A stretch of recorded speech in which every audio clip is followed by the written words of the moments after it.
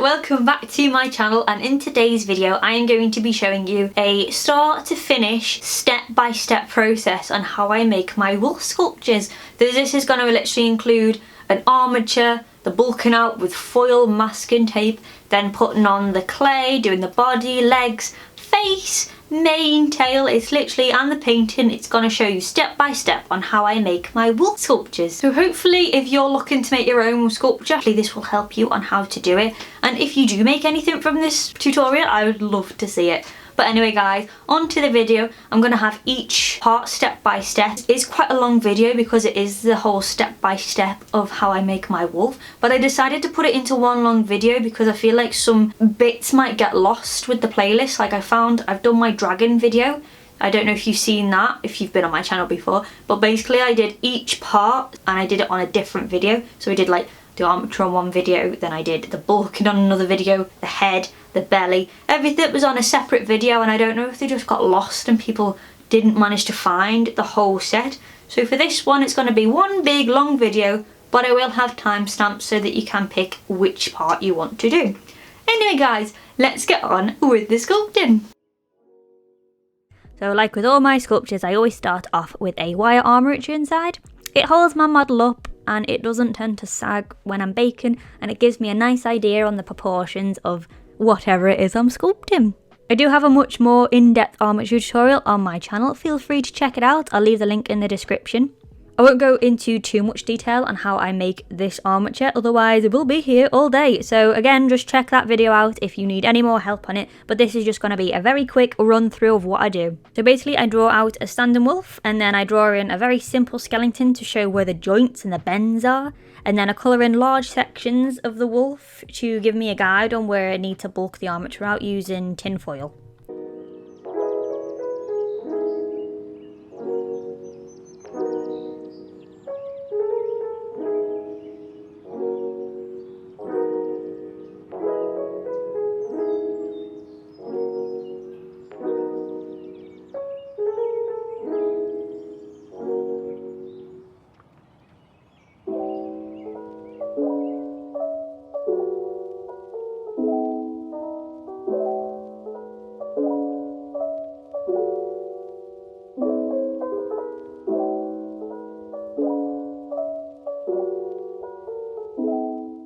So the thing that I'm using to actually make the armature with is floristry wire, which one is thick and then I have a much thinner one just to wrap around. It gives the wire just a little bit more strength and it's easier for the foil to stick to.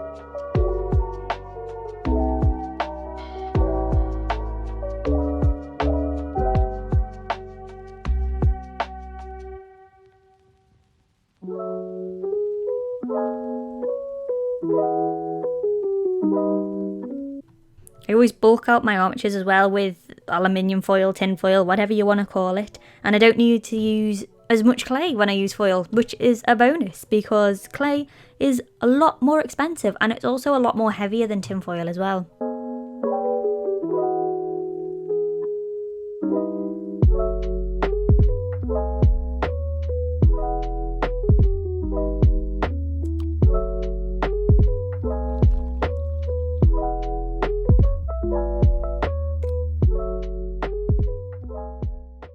Sometimes I find as well that the foil will just fall off, so to make sure that it all stays together in a nice neat little parcel, I like to mummify my armature thing with masking tape.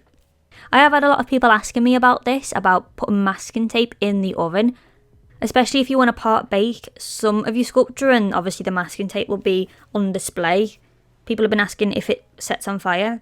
I personally have never had a problem. I always part bake my sculptures, but I do it on a very, very low heat for around half an hour each time.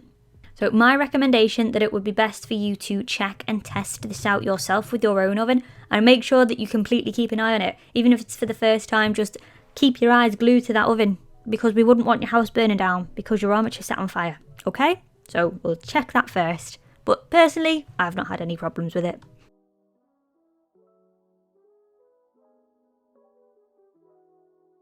When the armature is completely wrapped in masking tape, I'll use the Fimo Bacon Bond to help stick the clay to the body. I tend to cut the clay into thin strips and then stick them onto the armature. It'll look a little bit rough at the start, but then I smooth it all with the shape that I want.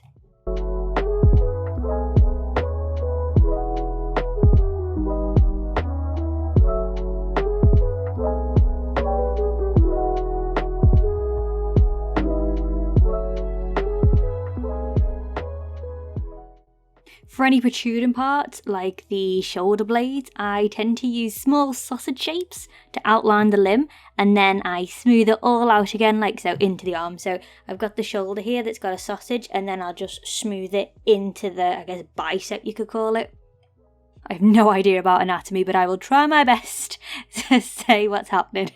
So for my smoothing tools, I like to use the ones that have a silicone tip. You can buy a pack of these and they have about like 8 or 10 different types you can have. And I like these the best because you can use the barrel as a smoother outer for larger areas, and then the tip is great for really hard to reach places. So for my sculptures, I like to cover them all in this kind of fur texture, and the way I do it is I either use a needle tool or a thin nail tool. They're the tools that have got kind of like the ball on the end of them. And then I make small indents going in the direction that fur naturally would. It's always a good idea to look at references for this. These have helped me so much with my sculpting. I mean, alternatively, you could just omit the fur altogether and have a textureless wolf. Have a nice, smooth wolf. It's entirely up to you. It's your sculpture.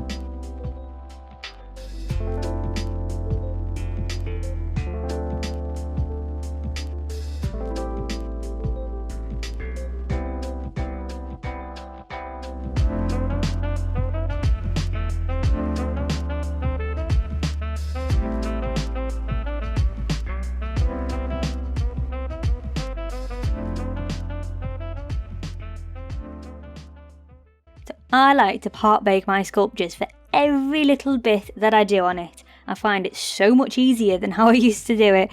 I used to only bake the sculpture at the very, very end, so after I'd done everything, that's when I'd bake it, so it could be completely soft clay until that point. And it was so annoying.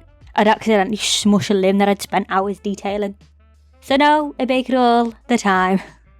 I haven't found any disadvantages from baking it as many times as I do, because honestly, a sculpture I could bake it probably about I want to say like 8 times. So like each arm I'd bake it, each head I'd bake it, the tail, every time I would bake it, and I haven't found anything wrong. Like I haven't found that it's gone too brittle or that it's burned, and I normally do it at a very low heat for about half an hour each time, and then I leave it to completely cool down when I take it out the oven. So yeah, so I haven't found anything wrong. In fact, if anything, I found that my sculptures have become a lot stronger. I don't know if that's got anything to do with how I bake it, or it might just be that I use Fimo instead of Sculpey. I don't know.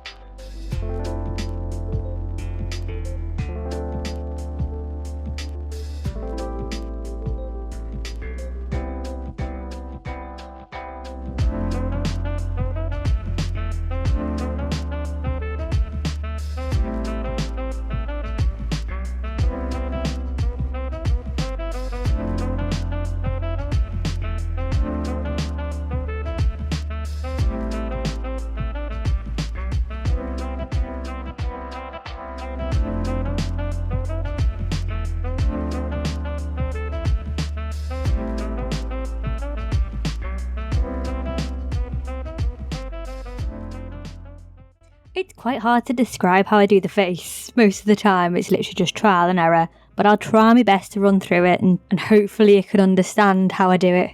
So first I make a very basic dog shape with the head as a circle and then the muzzle coming out.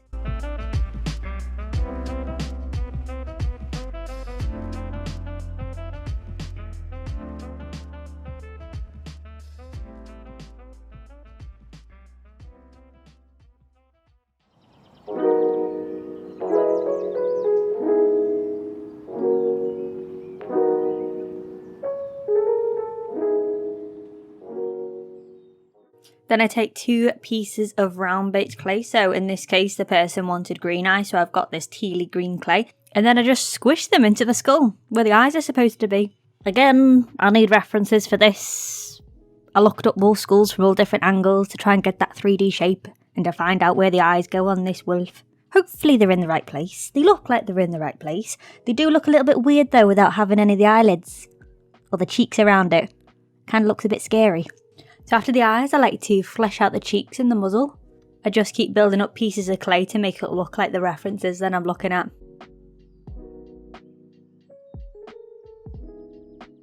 For the ears, I cut out 2 triangular pieces of clay beforehand and then I stick them on top of the head. I wish there was a technique I could tell you guys on how I make the face, but it literally is just putting pieces of clay and seeing if it looks right. So for this bit, I'm just padding the cheeks out even more and then I'm just sculpting out a bottom jaw. That's literally it.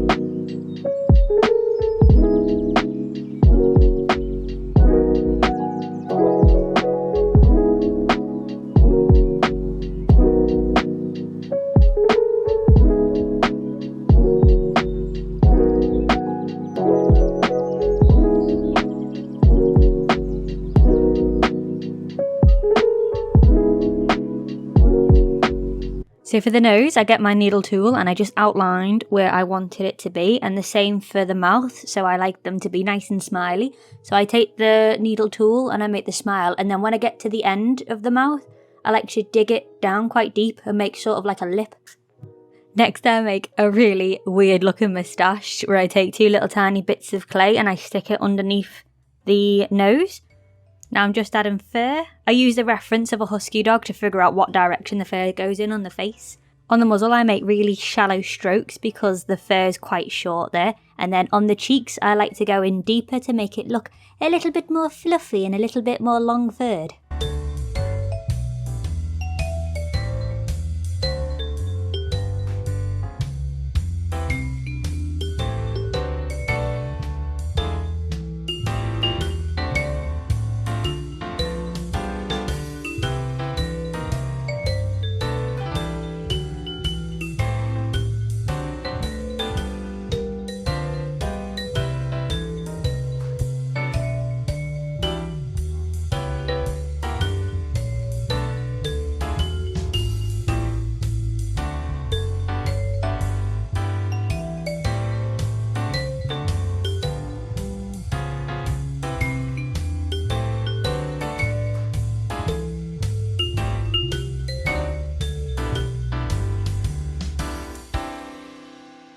So on to making the paws. I really like biggish paws on my sculptures. So first off, I start with rolling out 4 balls of clay that are roughly the same size. And then I roll them into a kind of croissant shape. I don't know what shape you'd call it. It's kind of like the ball and I make 2 sides pointy. Yep, I don't know what to call it. Anyway, after I get those shapes, I use the Fimo Bacon Bond and then smoosh them on the bottom of the legs and make sure that they're completely smushed in, otherwise they'll fall off. With the needle tool, I make little indents on where I want the toes to go. I shape each toe and then add a claw to it. Again, the shaping of the toes, it's kind of hard to describe on what I do, but I basically just push the furthest 2 toes in and then I kind of pinch the front 2 toes up and just keep sort of doing that until you get the desired paw shape. I always kind of have like Disney paws in my head when I'm doing this, so you know, like the Lion King where they've got like, it looks like circular paws. That's kind of what's in my head when I'm sculpting.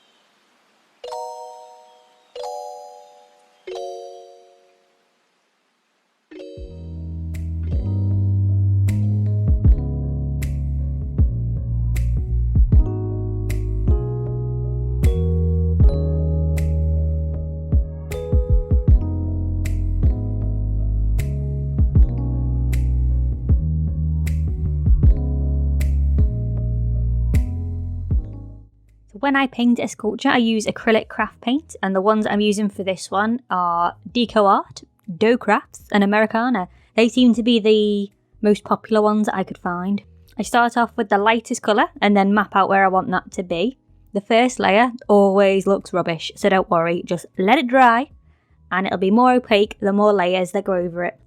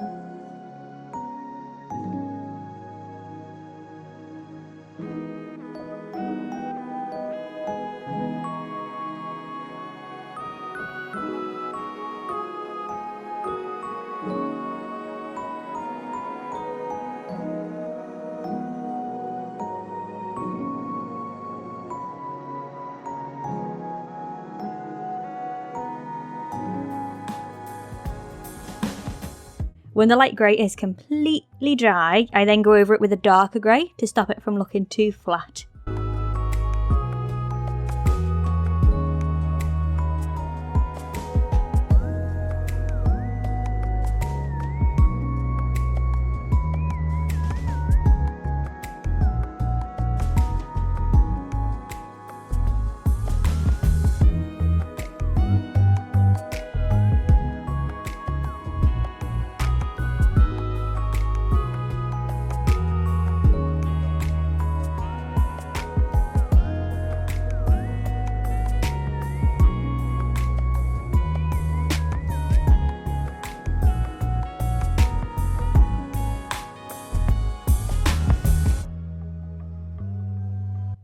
Oh, we can't forget the bean toes.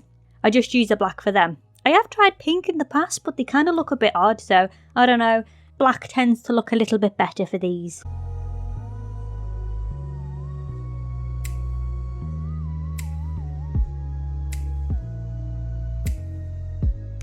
For the nose, I just paint that black, and then once that's dried, I then go over it with a gloss glaze to make it nice and shiny, like wet noses should be. For the mouth, and to get that paint into the crevice of the mouth, I basically make the brush really wet with the black paint, and then I just paint into it, into the mouth, and hopefully it should colour all inside. It can be a bit messy, but then I just wash away the excess with a damp cloth. I've seen quite a few painters do this, especially with like miniature model painting. So this isn't something that I've just come up with, it has been there for quite a while.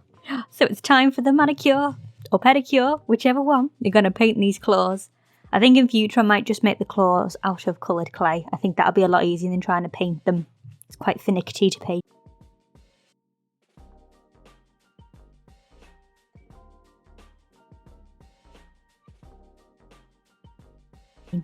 For the leopard spots, I got a silver paint, and then I just dotted random size spots all over his body, making them smaller and more compact down his legs, and then bigger and wider apart along his body.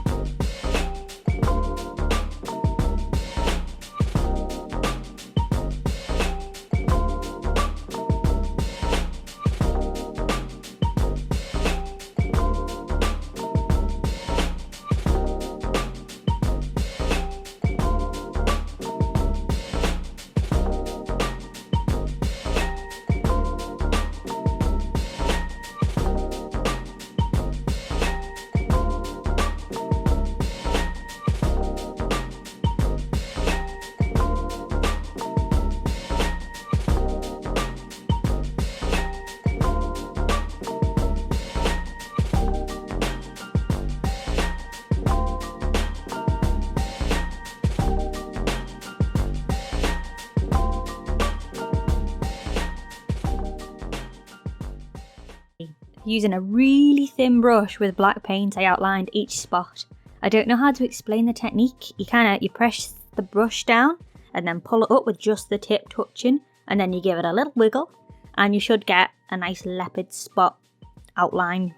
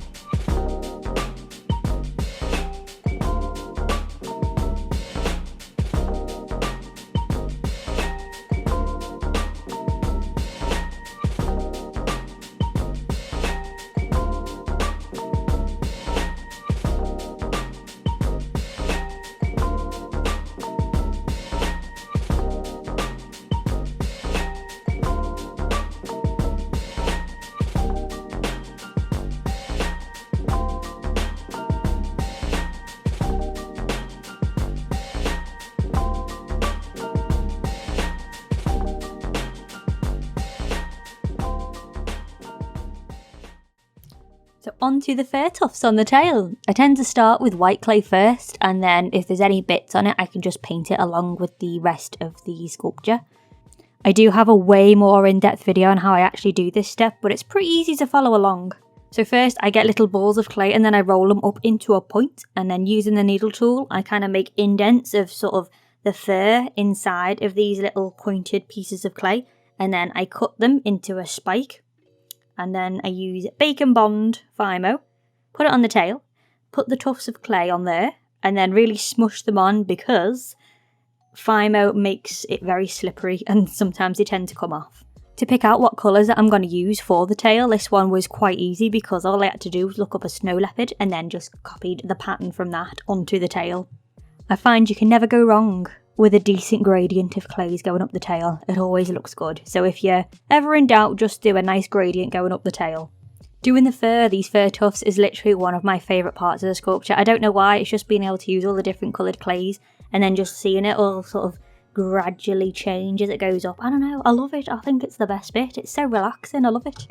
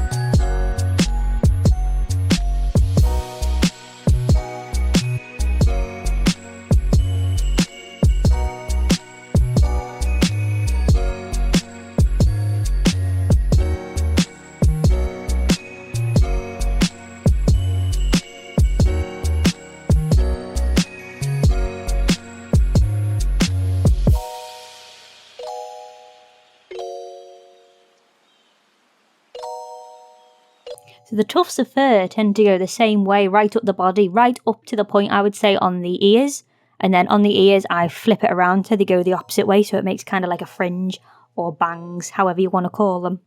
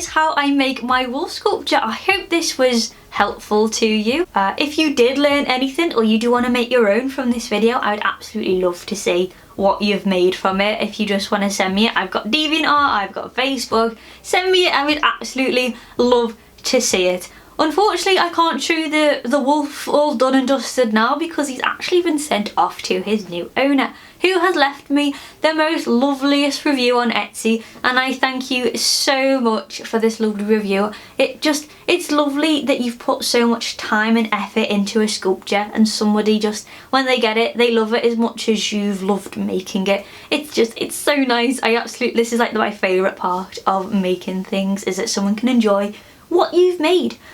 Anyway guys, I hope you enjoyed this video. I hope you've learned some things from it, and if you want me to do any more tutorials on how I make things, just send me a message and I'll see if I can make a video of it. Anyway guys, I hope you enjoyed the video. If you did, please leave a like or a comment in the section below, and I hope I'll see you guys in the next video. Bye bye guys.